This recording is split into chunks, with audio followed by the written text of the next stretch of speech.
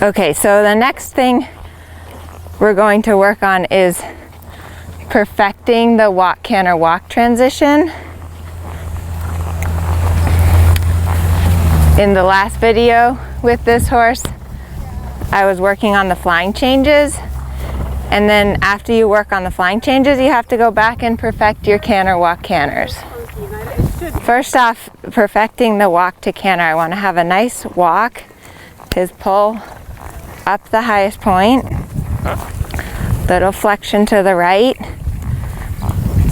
making sure he's just a little bending right. And then when I ask for the canter, I want him to start with his hind leg and keep his neck exactly the same. So I close my leg, I ask for the transition. I want to really feel that the first stride is a clear canter stride.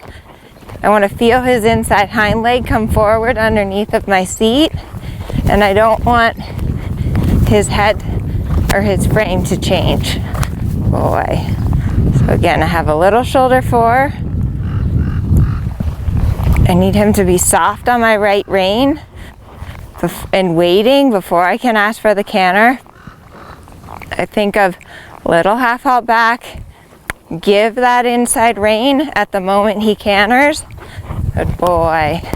And again, really feeling a clear step into the canter, the first stride.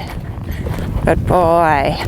Because the walk canter is the preparation for your flying change. It's the same aid as the flying change. It's the same movement. And then, boy, when I collect him again to the walk, I want him to go right from canter to walk. You see he still gets a little braced in the canter walk transition.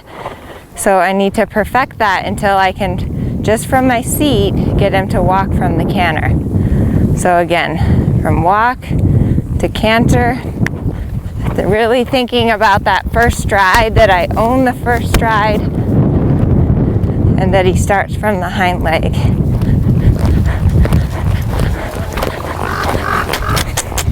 Little rounder, come on. Oh. Good. And then also making sure that just because you're practicing your transitions, you have to keep the canter good between your transitions.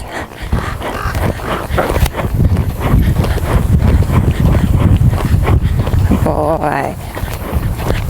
Good.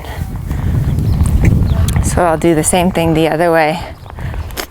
Okay, so one of the most common mistakes that I see people make in these walk canter transitions is that their horse doesn't react, so they lean forward. So like say I close my leg and he doesn't react, I see people do this to try to get their horse to canter.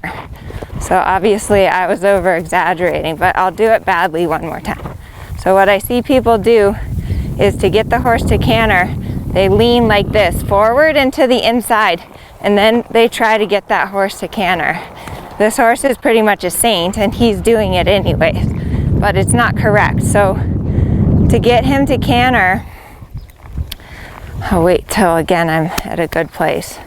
So to get him to properly canter, I'm not going to change my upper body at all. I'm just going to close my calf there.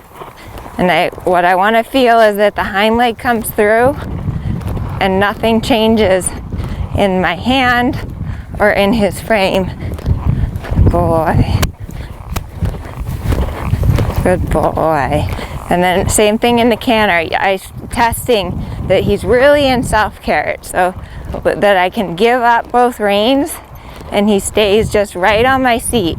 This is a really good thing to practice too, to test the self-carriage, is if you can give either just the inside rein or give up both reins, and nothing should change. Your horse should stay the exact same canter, the exact same tempo, and he shouldn't be holding in the rein.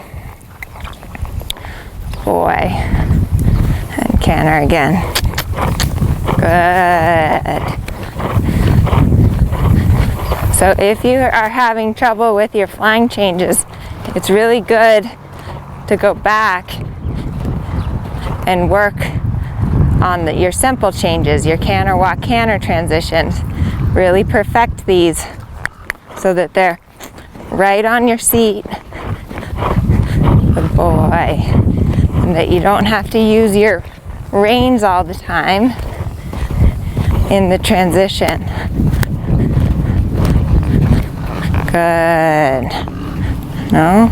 On this right side, he's a little stiffer to the right. So when I'm working on my walk-canter to the right, I have to really make sure that he's off of my right leg and soft on my right hand prior to asking for that walk-canter transition.